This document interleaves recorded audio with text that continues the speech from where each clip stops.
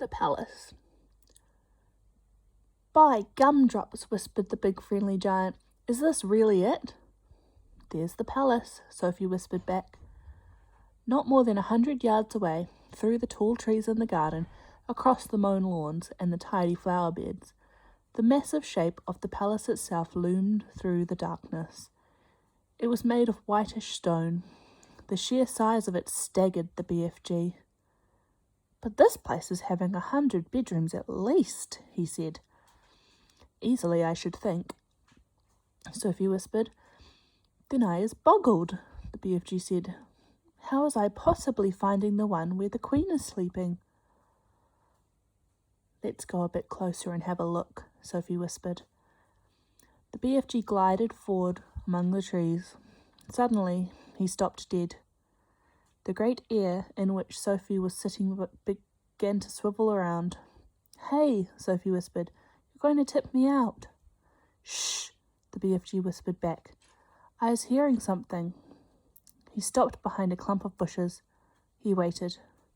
The ear was still swinging this way and that. Sophie had to hang on tight to the side of it to save herself from tumbling out. The BFG pointed through a gap in the bushes, and there, not more than 50 yards away, she saw a man padding softly across the lawn. He had a guard dog with him on a leash. The BFG stayed as still as a stone. So did Sophie. The man and the dog walked on and disappeared into the darkness. "You was telling me that they has no soldiers in the back garden," the BFG said. "He wasn't a soldier," Sophie whispered. "He was some sort of watchman. We'll have to be careful." "I is not too worried," the BFG said. "These waxy big ears of mine is picking up even the noise of a man breathing the other side of this garden." "How much longer before it begins to get light?" Sophie whispered. "Very short," the BFG said. "We must go pell-mell for leather now." He glided forward through the vast garden, and once again Sophie noticed how he seemed to melt into the shadows wherever he went. His feet made no sound at all, even when he was walking on gravel. Suddenly they were right up close against the back wall of the great palace. The BFG's head was level with the upper windows one flight up, and Sophie, sitting in his ear, had the same view. In all the windows on that floor the curtains seemed to be drawn. There were no lights showing anywhere. In the distance they could hear the muted sound of traffic going round Hyde Park Corner. The BFG stopped and put his other ear, the one Sophie wasn't sitting in, close to the first window. "No," he whispered. "What are you listening for?" Sophie whispered back. "For breathing," the BFG whispered. "I is able to tell if it is a man, human being, or a lady by the breathing voice. We is a man here, snortling a little bit too." He glided on, flattening his tall, thin, black-cloaked body against the side of the building. He came to the next window. He listened. "No," he whispered. He moved on. "This room is empty," he whispered. He listened in at several more windows, but at each one he shook his head and moved on. When he came to the window in the very centre of the palace, he listened, but he did not move on. "Oh," he whispered, "we has a lady sleeping in there."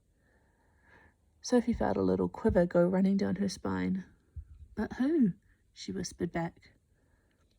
The BFG put a finger to his lips for silence. He reached up through the open window and parted the curtains ever so slightly.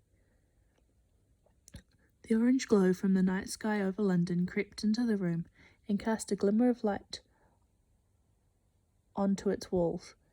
It was a large room, a lovely room, a rich carpet, gilded chairs, a dressing table, a bed, and on the pillow of the bed lay a head of a sleeping woman. Sophie suddenly found herself looking at a face she had seen on stamps and coins and in newspapers all her life. For a few seconds she was speechless. "Is that her?" the BFG whispered. "Yes," Sophie whispered back. The BFG wasted no time. First, and very carefully, he started to raise the lower half of the large window. The BFG was an expert on windows. He had opened thousands of them over the years to blow his dreams into children's bedrooms. Some windows got stuck.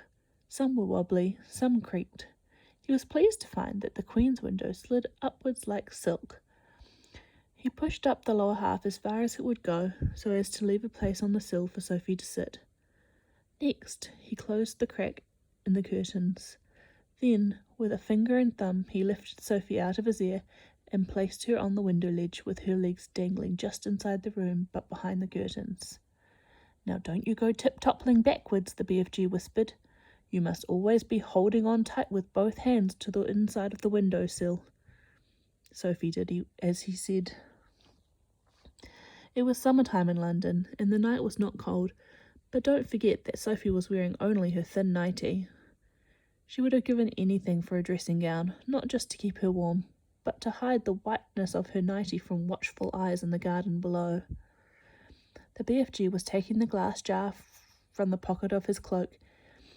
He unscrewed the lid. Now very cautiously he poured the precious stream into the wide end of his trumpet. He steered the trumpet through the curtains, far into the room, aiming it at the place where he knew the bed to be. He took a deep breath, he puffed out his cheeks, and poof, he blew. Now he was withdrawing the trumpet, sliding it out very, very carefully like a thermometer. "Is you all right sitting there?" he whispered. "Yes," Sophie murmured. She was quite terrified, but determined not to show it. She looked down over her shoulder. The ground seemed miles away. It was a nasty drop. "How long will the dream take to work?" Sophie whispered. "Some takes an hour," the BFG whispered back. "Some is quicker, some is slower still, but it is sure to find her in the end." Sophie said nothing. "I is going off to wait in the garden," the BFG whispered. "When you is wanting me, just call out my name and I is coming very quick." "Will you hear me?" Sophie whispered. "You is forgetting these," the BFG whispered, smiling and pointing to his great ears.